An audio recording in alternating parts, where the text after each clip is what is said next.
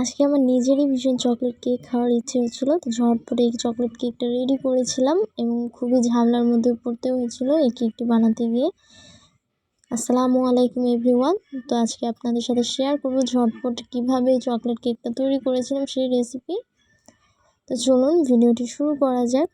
তো চকলেট কেকের স্পঞ্জ করার জন্য আমি প্রথমে একটা পাত্রের মধ্যে চাল দিয়েছি হাফ কাপ ময়দা, এরপরে দিয়েছি 1/4 কাপ কোকো পাউডার। আপনারা চাইলে 2 থেকে 3 টেবিল চামচ কোকো পাউডার দিবেন। আমি যেহেতু একটু স্ট্রং ফ্লেভার পছন্দ করি তাই এখানে 1/4 কাপ কোকো পাউডার দিয়েছি।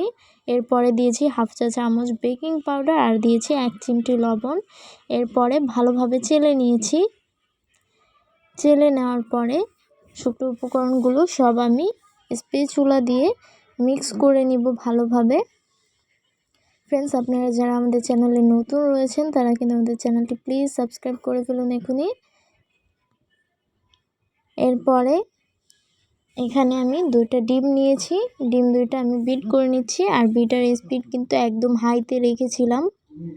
তো আপনারা যারা কেক বানাতে খুবই প্রবলেম হয় আমার রেসিপি একবার হলেও ট্রাই করে দেখবেন, আশা করি নিরাশ হবে না। এরপরে এখানে আমি দিয়েছি হাফ কাপের থেকে একটু কম পরিমাণে চিনি। তো এরপরে এটা আমি কিন্তু একটু একটু করে দিয়েছি এবং এটা কিন্তু আমি বিট করে নিচ্ছি আর একই স্পিডে কিন্তু পুরোটা কাজ শেষ করতে হবে। তো এটা আমি ভালোভাবে বিট করে নিচ্ছি। এরপরে এখানে আমি দিয়েছি চকলেট ইমালশন, হাফ চা চামচের মতন চকলেট ইমালশন দিয়েছি আর দিয়েছি হাফ চা চামচ চকলেট এসেন্স। এরপর এটা বিট করে নিয়েছি। তো এখানে কিন্তু আমি তেলটা দিতে ভুলেই গিয়েছিলাম। এরপরে বিটারে কাটারটা আবারও লাগিয়ে তেলটা দিয়েছি, তেল দিয়েছি 1/4 কাপ। তো স্পঞ্জ কেকে কিন্তু তেলটা আরও কম দিতে হয়। তো ফার্স্টেই বলেছি আজকের কেকটা করতে গিয়ে অনেক ঝামেলা হয়ে গেছিলো, এত বেশি তাড়াহুড়ায় ছিলাম এর কারণে একটা করে ভুল হচ্ছিল। তো তেলটা আমি বেশি দিয়েছি, কিন্তু তেলটা বেশি দেওয়াতে কিন্তু তেমন কোনো সমস্যা হয়নি। এরপরে শুকনো উপকরণটা একটু একটু করে দিয়ে দিচ্ছি আর ভালোভাবে মিক্স করে নিচ্ছি। তো এটা কিন্তু খুবই আলতো হাতে মিক্স করে নিতে হবে। তো আমি পুরোটা এইভাবে মিক্স করে নিয়েছি। আর হ্যাঁ ফ্রেন্ডস, আপনারা যারা ফেসবুক থেকে আমাদের ভিডিওটি দেখছেন তারা অবশ্যই আমাদের ফেসবুক পেজটি ফলো দিয়ে আমাদের পাশে থাকবেন এমন সব নিত্য নতুন ভিডিও পাওয়ার জন্য। আর আমাদের আজকের ভিডিও কেমন লেগেছে আপনাদের কাছে সেটি কমেন্ট করে অবশ্যই জানাবেন আর একটি লাইক ও শেয়ার করে দিবেন।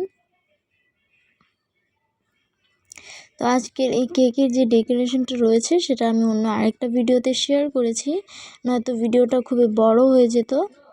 তো অবশ্যই আপনারা সেই ভিডিওটাও দেখবেন। তবে ডেকোরেশন যে খুব সুন্দর হয়েছে তা নয়, আজকের কেকটি করতে গিয়ে অনেকই ঝামেলা হয়েছিল। আমি ভীষণ তাড়াহুড়া করছিলাম যে কখন খাবো কেকটা বানিয়ে, এর জন্য কিন্তু একটা ভুল হচ্ছিল। তো এখানে আমি একটা 7 ইঞ্চির মোল্ড নিয়েছি। আপনারা 1 পাউন্ড কেক করার জন্য কিন্তু 6 ইঞ্চির মোল্ড নিয়ে নেবেন।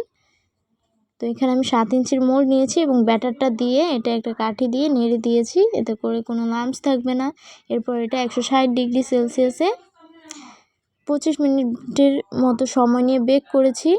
তো এটা কিন্তু খুবই গরম অবস্থা আমি এটা ডিমোল্ডও করে নিয়েছি আর এটা কিন্তু খুবই সফট হয়েছে, স্পঞ্জটাতে কিন্তু তেমন কোনো সমস্যা হয়নি। তো দেখেই কিন্তু বুঝতে পারছেন এটা কতটা পারফেক্ট অ্যান্ড সফট হয়েছে। এটা আমি কেটে নিচ্ছি এই গরম অবস্থাতেই। তো প্লিজ আপনারা নেক্সট ভিডিওটাও দেখবেন।